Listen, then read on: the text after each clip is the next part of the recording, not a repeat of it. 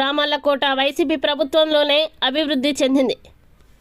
కర్నూలు జిల్లా వెల్దుర్తి మండలంలో రామల్లకోట గ్రామం వైసీపీ ప్రభుత్వంలోనే అభివృద్ధి చెందిందని ఆ గ్రామ వైసీపీ నాయకులు Madhavaswami, Radhakrishna Reddy, dealer Sheenu, cooption member Malik పేర్కొన్నారు. సోమవారం రామల్లకోట గ్రామానికి చెందిన రామస్వామి వైసీపీ నుండి తెలుగుదేశంలోనికి వెళ్లడం జరిగింది. ఈ సందర్భంగా రామస్వామి మాట్లాడుతూ వైసీపీని ప్రభుత్వంలో అభివృద్ధి లేదని పేర్కొన్నారు.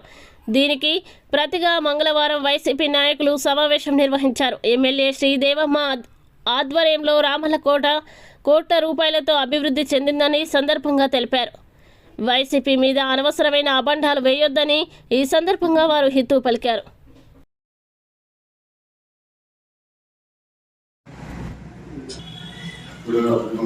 సమావేశమైన పెద్దలందరికీ నమస్కారాలు. మీడియా మిత్రులకు నమస్కారాలు. అభివృద్ధి లేదా